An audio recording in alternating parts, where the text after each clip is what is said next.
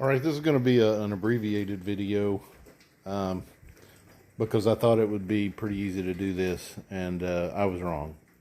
I've got a 2019 Volkswagen Tiguan. The windshield washer fluid pump has gone out. In the 2019 SE, it's on the passenger side. You can see there's your fuel reservoir, and it goes down out of sight. So what I did was I took off the wheel, and after you get the wheel off, there's the big plastic dome that you got to take off. And there were about, I want to say 40. You can't see them all, but there are about 40 of these T25s holding it on. You got to take all those off and pay special attention when you get down to the front end here, because there's a lot of overlapping of plastics. You can see right here there's a piece of plastic hanging, quite a bit of overlapping. So I was kind of hoping when I got this plastic piece off it would just be there, and it's not. So a little concerning, but when you get down and really start digging around, you can see your fill. So I'm filming this on a potato, and I'm not good at doing two things at once, but you can see the fill hose coming in there to this black box.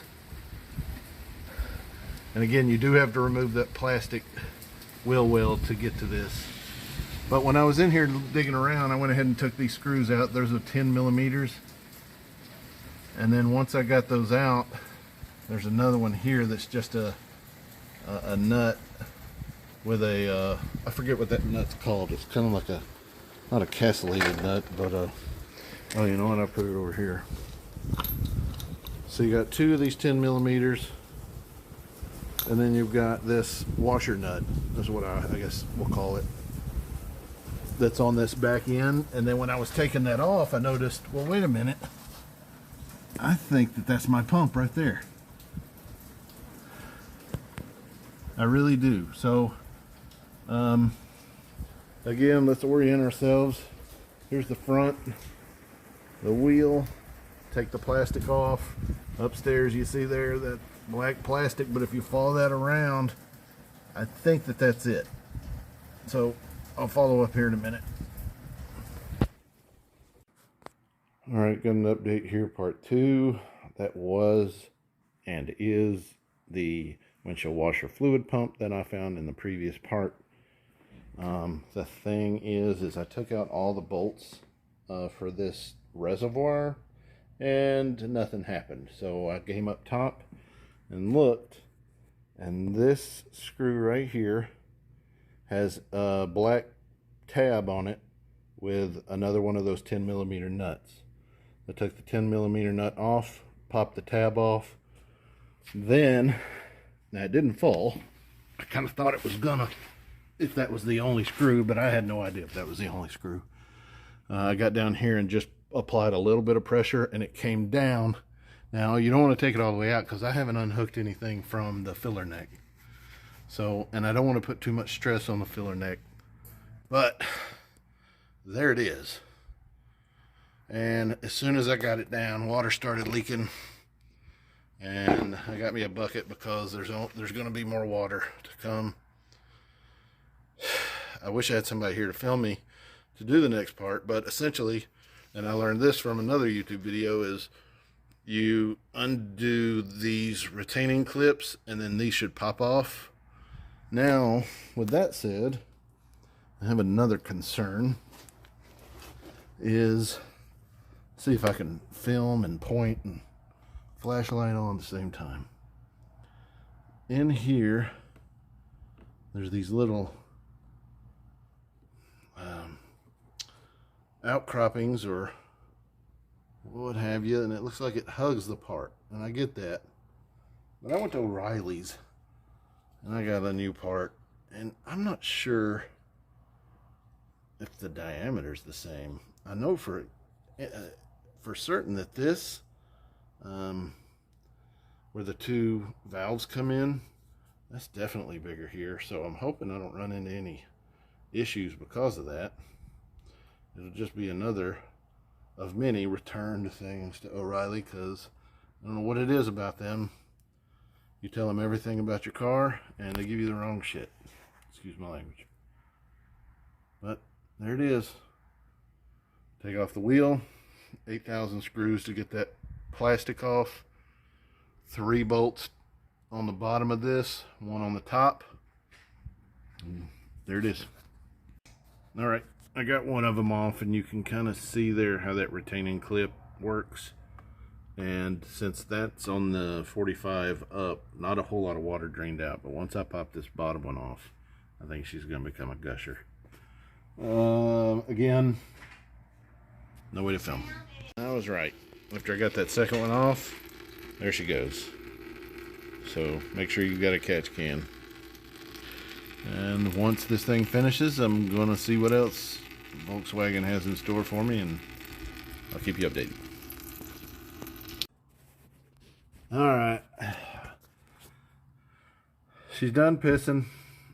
And all I've done so far, right, wrong, or indifferent, is I put my thumb here on this where the valves come in, and I put upward pressure. If you notice, when you get your new part, it's got this little stabby part here. Again, that's assuming O'Reilly gave me the right shit here. It looks okay. So I know that the only way for that to work is it has to stab down in there. So what I did was I applied upward pressure, and I might have got myself into a jackpot here, because I should have taken off the electrical connector first.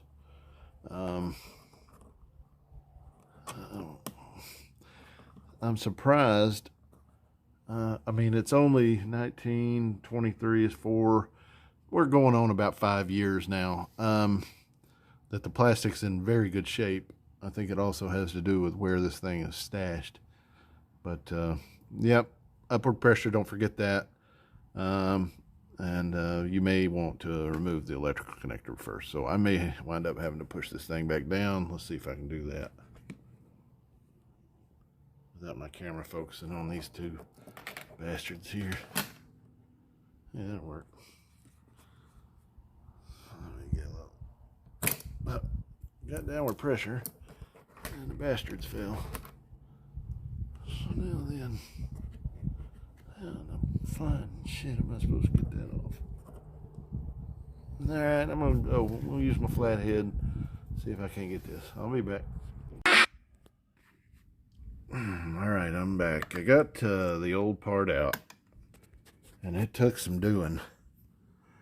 And again, it was because of those huggers. But I found, again, that's the new part that's in there now. Here's the old part. You see these striations here. That turns out they're perfect for putting a flathead in there and helping you get it past those huggers. So I was also right. I had to put it back down to get the electrical connector off. And once I did that, I picked it back up and then started outward pressure. Let me put this the right way.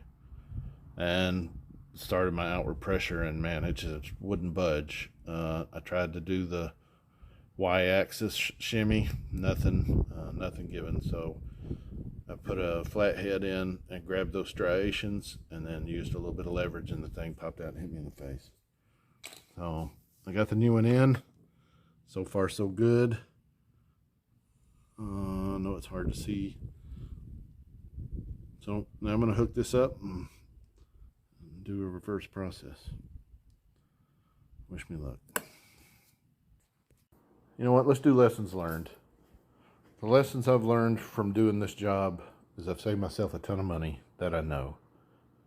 The one thing I would convey to you guys is, and gals, is that the number one thing that I did not account for is when you drop that piece down out of here and you expose the pump, it's, you know, a medium difficulty to get that pump replaced.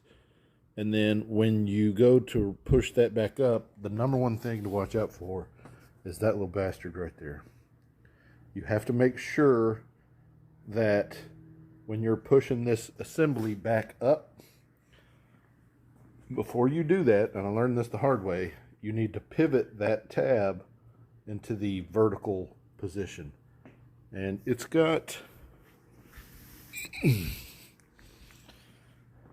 can see it's got a little cradle that it sits in and allows it to pivot. Well, I didn't do that. It was still in that position when I pushed it up, and I'm glad that it didn't break or snap out. So before you push the assembly back up, make sure you bend that tab to the vertical position.